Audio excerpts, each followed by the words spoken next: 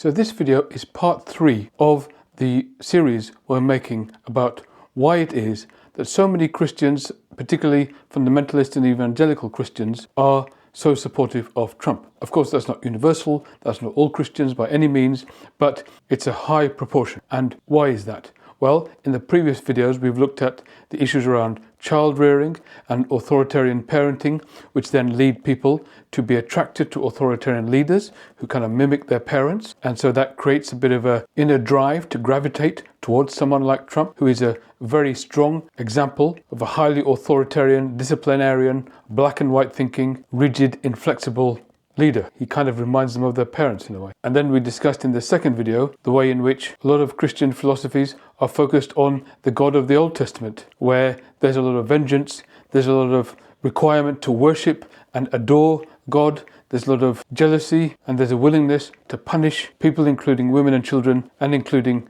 destroying whole villages and towns and society. Now that God of vengeance certainly aligns very much in personality with Trump too. So there's also that. In some ways, they can almost see him like an incarnation of that God that they follow, which is very different to what most Christians around the world actually follow, which is a more compassionate, empathic, charitable God taught especially within the New Testament. Now, as we release these videos, the wonderful thing is that we have extremely impressive, brilliant comments from the viewers of this channel, which I love to read and get ideas from, and they help me build on different aspects of a thesis. So there's a third part to this essay as to why is it that a larger number than expected of Christians have been so supportive of Trump, despite the fact that his ethical and moral behavior is almost completely opposed to anything that could remotely be described as Christian. And not only that, he seems to have no background over or interest in or practice of Christianity in any form himself either. So another issue that people have mentioned, which is absolutely worth adding to this thesis, is the way in which Trump and his ascendancy seems to have been weaved into some end times mythology. As many of you will know,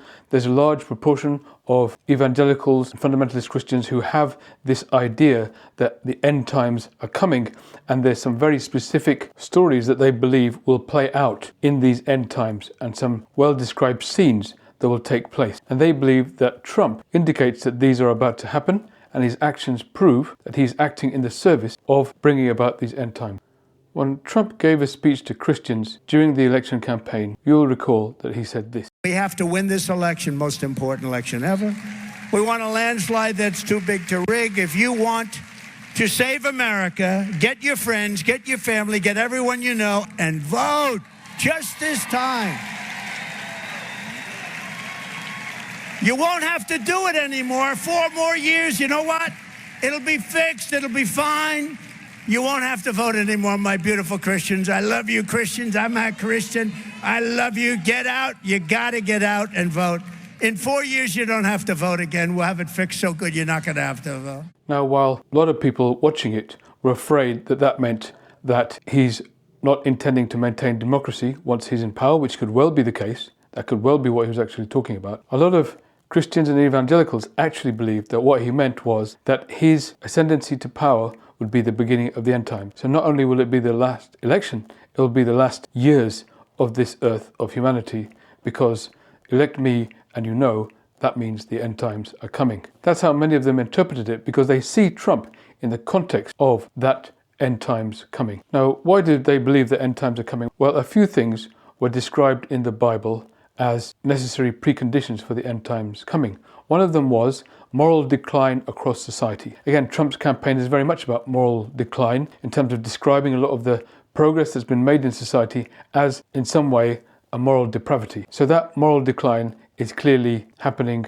right now, according to a lot of Trump's followers. The next thing is war and conflict in the Middle East. That has certainly escalated in recent years, and that is seen as another precondition, a setting for the upcoming end times battle, which is supposed to occur in the Middle East itself. Thirdly, another precondition is the capital of Israel moving to Jerusalem. Notice how Trump actually did that. He approved that movement in his last administration by taking the American embassy there and recognizing Jerusalem in that way.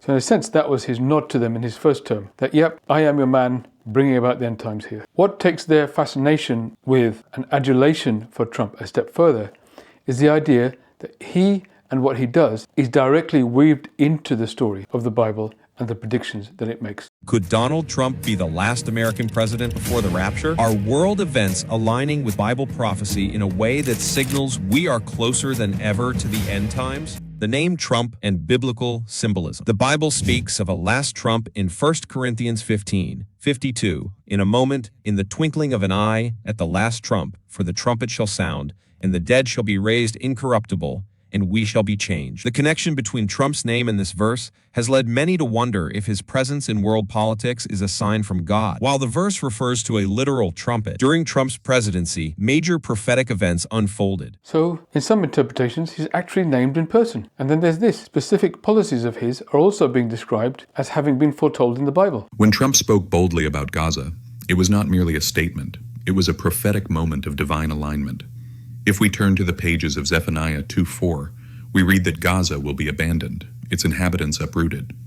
Here we stand, witnessing a world leader discussing Gaza, a fulfillment of God's word. So all this adds up to the idea that the world is coming to an end and Trump is bringing that about. Now, why would this be something to be excited about? Why is it good news that humanity is about to be destroyed? Why would anybody look forward to that and wish it on? Well, the reason is something called the rapture. It's an idea that was derived from certain biblical texts, but actually has nothing to do with what was in the Bible, but a lot of fundamentalist Christians now see as a fundamental part of gospel teaching. And that's the idea that when the world ends, there will be a moment when all the true believers in Christ are whizzed up into the air and sent straight to heaven. They are all removed from the earth, shuttled upwards as if in an invisible lift, all the way up to heaven, leaving the rest of us behind to then suffer torture and torment at the hands of the second coming of Christ, who will be specifically sent here with Satan to bring about total and eternal damnation for the rest of us. That is the ultimate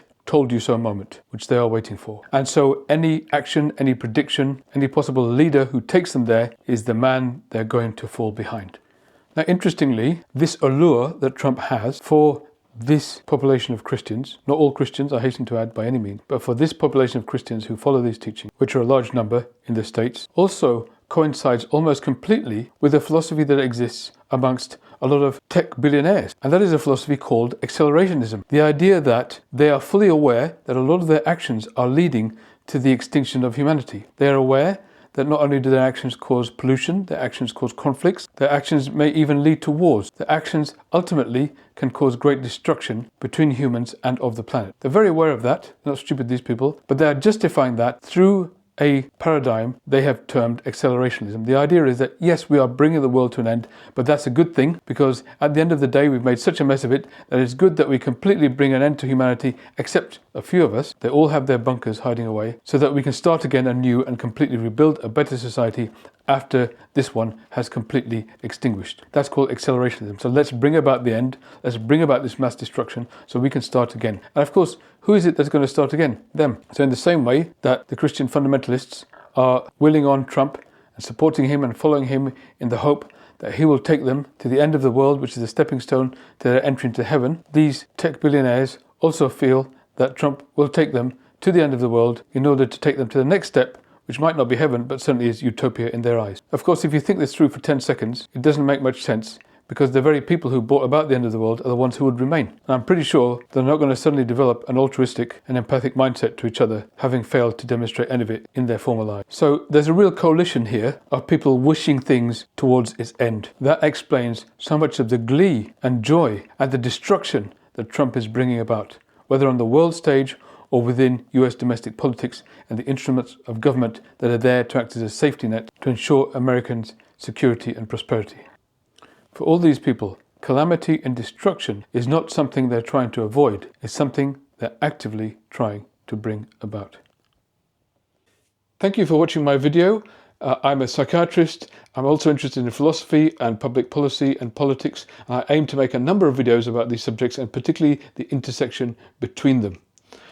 If you're able to like and subscribe to this channel, then it'll really help, and also put in some comments whenever you can. That'll really help the algorithm. It'll really help promote this channel to other people. Now, beyond that, we are all, unfortunately, at the behest of a very small number of people who seem to run everything these days.